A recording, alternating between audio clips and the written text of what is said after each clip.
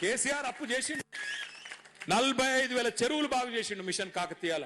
కేసీఆర్ అప్పు చేసిండు 15 లక్షల మంది ఆడపిల్లల పెళ్లిళ్ళు చేసిండు. కేసీఆర్ అప్పు చేసిండు 15 లక్షల మంది ఆడ కూతుర్లకు కేసీఆర్ కిట్లు ఇచ్చిండు.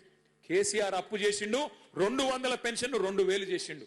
నేను అడుగుతున్నా రేవంత్ రెడ్డి, నువ్వు వచ్చి 2.5 ఏళ్ళ 4 లక్షల కోట్ల అప్పు చేసినావు. ఎవరికి ఇచ్చినవా పైసలు? ఏ రైతుకి ఇచ్చినావు? ఏ గరీబానికి ఇచ్చినావు? ఎక్కడ ఇండ్లు కట్టినావు? ఏం చేసినావు? మహిళలకు 2,500 ఇస్తా అన్నావు, ఇచ్చినవా? ముసలోళ్ళకు 4,000 పెన్షన్లు ఇస్తా అన్నావు, ఇచ్చినవా? పిల్లగాళ్ళకు 2 లక్షల ఉద్యోగాలు ఇస్తా అన్నావు, ఇచ్చినవా? 4,000 నిరుద్యోగ భృతి ఇస్తా అన్నాడు, ఇచ్చిండా? స్కూటీలు ఇస్తా అన్నాడు, ఇచ్చిండా? స్కూటీలు లేవు, లూటీ మాత్రం జోర్దార్ నడుస్తున్నది.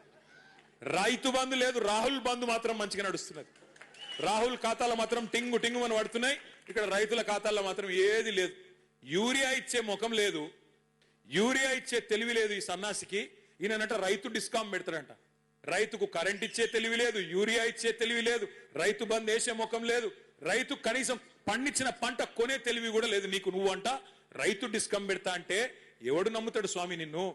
రేవంత్ రెడ్డి మాటలు ఎట్లున్నాయంటే రైతుల గురించి, నేతి బీరకాయలో నెయ్యి ఎంత ఉంటుందో రేవంత్ రెడ్డికి రైతుల మీద గంతే ప్రేమ ఉన్నది. మైసూర్ పాకులో మైసూర్ ఎంత ఉంటుందో రేవంత్ రెడ్డి రైతు డిస్కంలో రైతు గంతే ఉన్నాడు.